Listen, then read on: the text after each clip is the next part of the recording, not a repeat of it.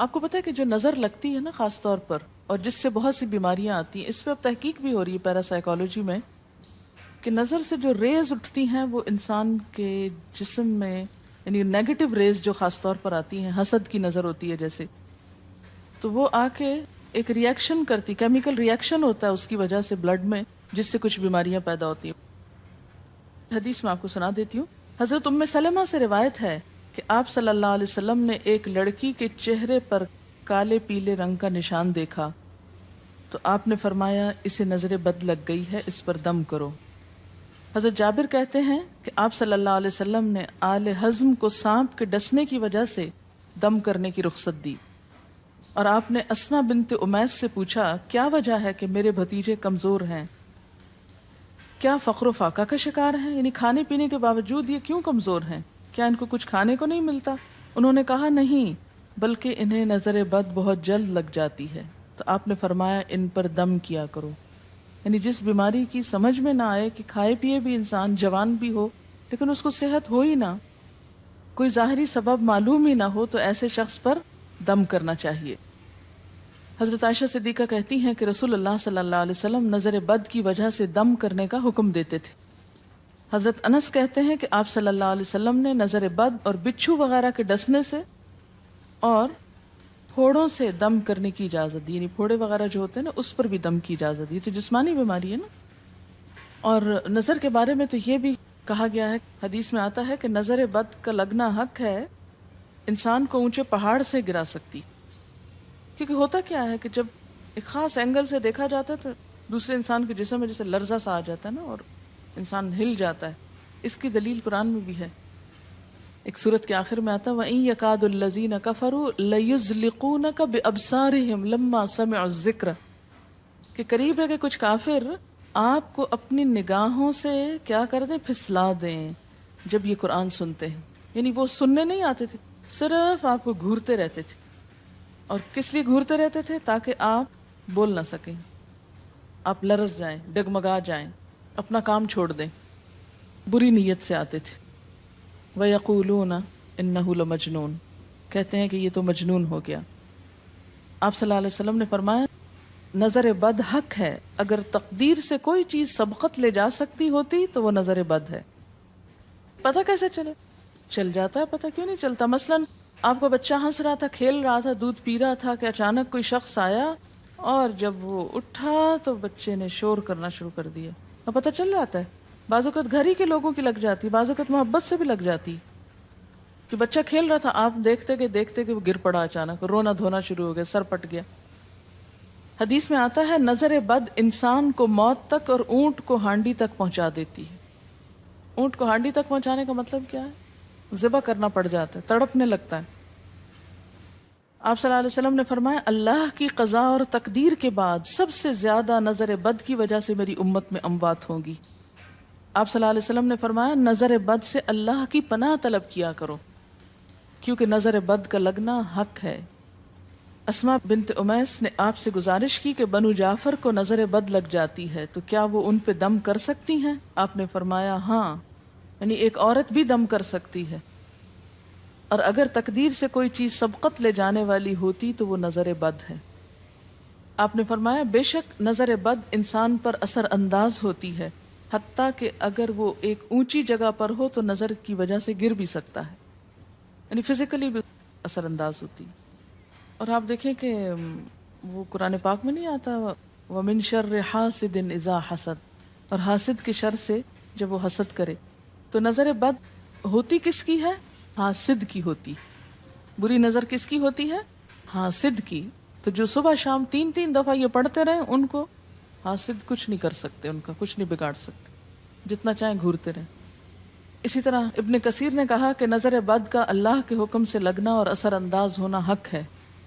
تو جب اللہ کی پناہ لیتے ہیں نا قل اعوذ برب الفلق، قل اعوذ برب الناس، تو آپ نے اللہ کے پناہ لے لی، شیلٹر میں آ گئے آپ۔ اب ہر چیز بیکار ہو رہی ہے، سب نظریں وظریں، اور اگر لگتی بھی ہے انسان کو تو کس سے؟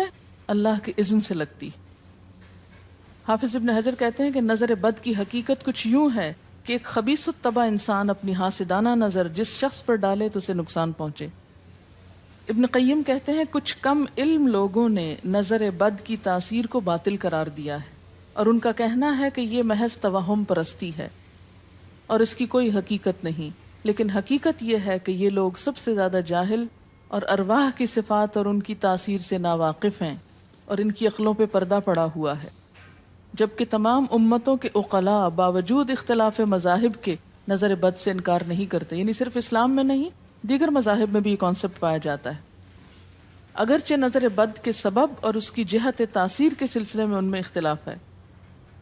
پھر کہتے ہیں اس میں کوئی شک نہیں کہ اللہ تعالیٰ نے جسموں اور روحوں میں مختلف طاقتیں اور طبیعتیں پیدا کی ہیں، اور ان میں کئی خواص اور اثر انداز ہونے والی کیفیات ودیت کی ہیں۔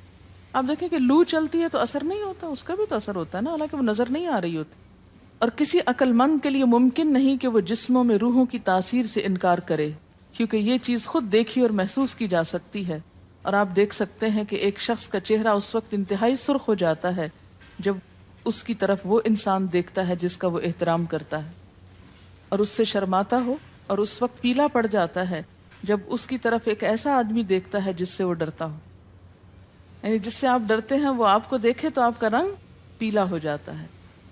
فرمایا یہ سب کچھ روحوں کی تاثیر کی وجہ سے ہوتا ہے، اور چونکہ اس کا تعلق نظر سے ہوتا ہے اور اس لیے نظر بد کی نسبت آنکھ کی نظر کی طرف کی جاتی ہے، حالانکہ آنکھ کی نظر کچھ نہیں کرتی، یہ تو روح کی تاثیر، یعنی نظر یہ نظر نہیں ہے صرف، بلکہ اندر سے روح یا احساسات ہیں جو ٹرانسفر ہوتے ہیں۔ آپ دیکھیں کہ محبت کی نظر کیا اثر نہیں کرتی؟ کرتی ہے نا۔ اسی طرح نفرت کی، غصے کی، اور آپ کے چھوٹے بچے خاص طور پہ نظروں کو بہت پہچانتے ہیں۔ آپ نے دیکھا ہوگا کہ بچے کچھ لوگوں کے پاس فوراً چلے جاتے ہیں اور کچھ لوگوں کے پاس نہیں جاتے۔ بچوں کی مثال اس لیے دے رہی ہوں کہ وہ معصوم ہوتے ہیں نا، ان کو کسی نے سکھایا پڑھایا نہیں ہوتا کہ ادھر جاؤ اور ادھر نہ جاؤ، اور اگر آپ سکھائیں پڑھائیں بھی تو پھر بھی وہ اپنی مرضی کرتے ہیں، آپ کی نہیں مانتے، تو وہ ایک طرح سے بہترین جج ہوتے ہیں۔ بعض لوگوں کو دیکھ کے بچے رونے لگتے ہیں، بعض کو دیکھ کے مسکرانے لگتے ہیں، تو یہ ایسا کیوں ہوتا ہے؟ اچھا، اسی طرح اگر کوئی شخص کانسٹنٹلی آپ کو دیکھ رہا تو آپ کانشیس ہو جاتے ہیں، آپ ٹھہر نہیں سکتے۔ اسی طرح اگر کوئی سٹیئر کر رہا ہو تو اس کی نظروں سے بعض اوقات خوف بھی آنے لگتا ہے۔ اللہ نے کیسی کیسی طاقتیں انسان کو دی ہیں، سلطان النصیرہ۔ اچھا، پھر لکھتے ہیں کہ روحیں اپنی طبیعتوں، طاقتوں اور کیفیتوں اور اپنے خواص کے اعتبار سے مختلف ہوتی، سو حسد کرنے والے انسان کی روح واضح طور پر اس شخص کو اذیت پہنچاتی ہے جس سے حسد کیا جاتا ہے۔ ویسے بھی تو آپ دیکھیں نا، وہ رویے ایک دم آپ پہچان لیتے ہیں۔ یہی وجہ ہے کہ اللہ تعالیٰ نے حاسد کے شر سے پناہ طلب کرنے کا حکم دیا ہے۔ حاسد کی تاثیر ایک ایسی چیز ہے جس سے وہی انکار کر سکتا ہے جو حقیقت انسانیت سے خارج ہو۔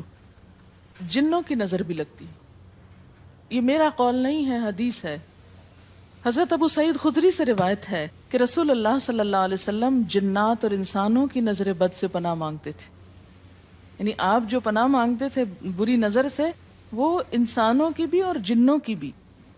پھر جب معوذتین الفلق اور الناس نازل ہوئیں تو آپ انہی کو پڑھتے اور باقی دعائیں آپ نے چھوڑ دی تھی، یعنی قل اعوذ برب الفلق، قل اعوذ برب الناس، پھر سب چیزوں کے شر سے بچنے کے لیے کافی۔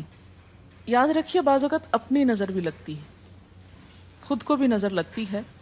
اسی طرح جب لباس اتارا جاتا ہے نہانے کے لیے مثلاً، تو اس وقت بھی دعا سکھائی گئی، بسم اللہ پڑھنی چاہیے، بیسیکلی بسم اللہ پڑھ کر اتارنے چاہیے، اور اس کے علاوہ اعوذ بکلمات اللہ التامات من شر ما خلق بھی پڑھ سکتے ہیں۔